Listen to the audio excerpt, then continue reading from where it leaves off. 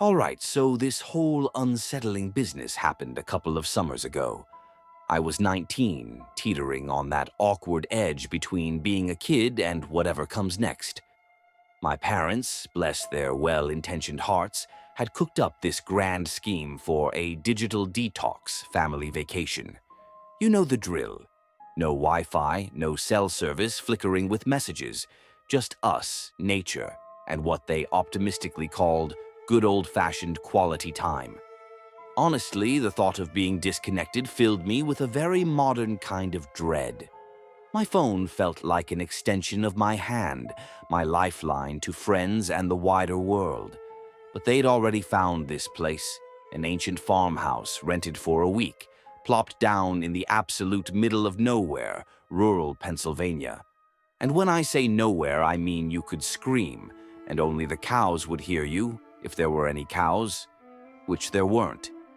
The closest thing to a neighbor, the only significant feature apart from the dusty road leading to the house, was this absolutely colossal cornfield. It wasn't just near the house, it practically wrapped its leafy green arms around the back and sides of the property, a silent, watchful ocean of stalks.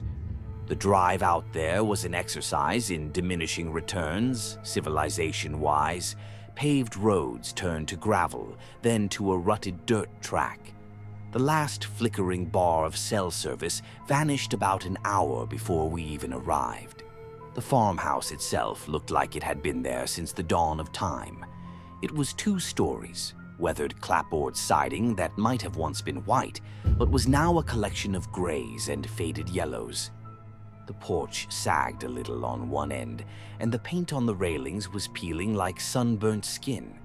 Inside, it smelled of old wood, dust, and something faintly floral, like dried potpourri left for decades. My little brother, Leo, who was 10 and usually a bundle of boundless energy, even seemed a bit subdued by the sheer isolation of it all.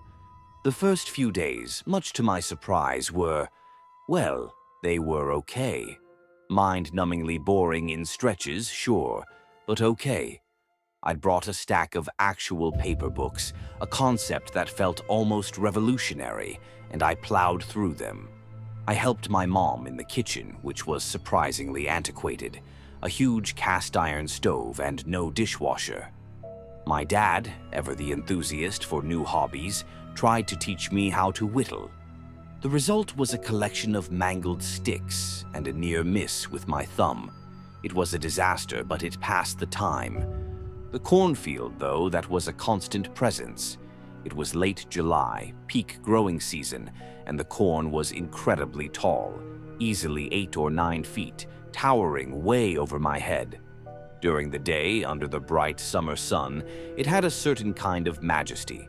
Millions of green leaves would rustle and sway in the breeze, creating this soft, shushing sound, like a gentle applause. You could see patterns shifting across its surface as the wind moved through it. It was almost hypnotic to watch. But at night? God, at night it was a different beast entirely. The setting sun would paint it in shades of orange and deep purple, and then, as darkness truly fell, it transformed into a solid, impenetrable black wall. It seemed to lean in towards the house, to swallow any stray light from our windows, any courage you might have had. It just loomed. The real weirdness, the stuff that still makes my skin crawl, kicked off on the 3rd night. I was in my small attic bedroom trying to get to sleep. It was one of those oppressive, sticky Pennsylvania summer nights. The air was thick, heavy, like a warm, damp blanket you couldn't throw off. My window was cranked open as far as it would go, a desperate plea for even the slightest breeze. All I could hear was the deafening chorus of crickets, an occasional mournful hoot from an owl, and the constant soft rustle from the cornfield. It was a sound that had become background noise, until it wasn't. Then I heard it, a whisper. It was incredibly faint at first, so faint I honestly thought I'd imagined it. My brain playing tricks on me in the silence and the heat. I strained my ears. It wasn't like the wind rustling the leaves. This was different. It didn't sound like distinct words, not at first. It was more like a drawn-out hissing or a series of soft, breathy sighs, but it had a kind of cadence, a rhythm to it, almost like speech patterns without the actual speech. I sat bolt upright in bed, my heart giving a little lurch. I listened, holding my breath, every nerve ending tingling. Silence. Nothing but the crickets and the gentle, innocent rustle of corn. I let out a shaky breath, telling myself it was just the wind, the house settling, maybe a small animal skittering through the stalks. I lay back down, but sleep was a long time coming. The next night it happened again. This time there was no mistaking it. I was wide awake, reading by the dim light of my bedside lamp, the book doing little to distract me from the oppressive heat. The whispering started again, a little clearer this time, a little more defined, though still no discernible words. And it sounded closer, much closer, like it was right at the very edge of the field, just beyond the small, unkempt patch of grass that separated the back of the house from that towering wall of corn. A cold, prickling sensation started at the base of my neck and spread down my arms. You know that feeling? That primal instinct that tells you something is out there, something unseen, and it's watching you. I couldn't shake it. My curiosity, or maybe just a morbid need to confront whatever it was, outweighed my fear for a moment. I slipped out of bed, my feet silent on the old wooden floorboards. I tiptoed to the window, my hands trembling slightly as I reached for the edge of the curtain. I peeked out. It was a moonless night, the kind of inky blackness you only get in the true countryside. The stars were brilliant, scattered like spilled diamonds, but they offered no illumination to the ground below. I couldn't see a single thing beyond the faint outline of the corn stalks nearest the house. But the whispering continued, soft and insistent, a sibilant murmur. I swear it almost sounded like it was trying to mimic a human voice, like something was attempting to form words but didn't quite know how or didn't have the right apparatus. The thought sent a shiver down my spine. I yanked the window shut, the old wood groaning in protest, and fumbled with the rusty latch until it clicked into place. My heart was pounding against my ribs like a trapped bird. I confronted my parents about it the next morning over a breakfast of pancakes that tasted like ash in my mouth. My dad, ever the pragmatist, the voice of unwavering reason, listened patiently, then offered his usual logical explanations. "It's the wind, honey," he said, sipping his coffee. "It whistles through those stalks in funny ways. Or maybe raccoons or deer. This place is probably teeming with wildlife we're not used to." My mom, however, looked a little more concerned. I saw a flicker of something in her eyes. Unease, maybe? But she quickly tried to brush it off, too. "It's an old house, sweetie," she said, forcing a smile. "They make all sorts of strange noises, and cornfields are full of critters, like your father said. Don't let your imagination run away with you." Honestly, I wanted to believe them. I desperately wanted to believe it was just the wind or some curious raccoons. But the sound had felt too intentional. That day, I found myself constantly, nervously, glancing towards the cornfield. I tried to avoid looking at it directly, but it was impossible. It was just there, looming. A silent green monolith that seemed to watch our every move. The sun beat down, the air was still, and the cornfield just stood, impenetrable and secretive. Later that afternoon, the situation escalated. My younger brother Leo, who's usually pretty fearless, the kind of kid who'd pick up a snake, came bursting through the back door, his face white as a sheet, his eyes wide with terror. He was babbling, almost incoherent. "There was someone in the corn," he gasped, clutching his chest. He said he was playing near the edge of the field, looking for a little green plastic toy soldier he'd lost earlier. He'd been crouched down, parting the stalks, when he heard someone call his name. "Leo." A soft, raspy voice, he said, like dry leaves rubbing together, coming from deep within the dense rows of corn. He said he looked, peered into the shadowy depths, but couldn't see anyone. He just felt this sudden, overwhelming cold dread wash over him, and he ran, leaving his soldier behind. Now, Leo isn't the type to make stuff up like that, especially not to get attention. He's usually more likely to invent a superhero than a ghost story. My dad, though still skeptical, went out to check.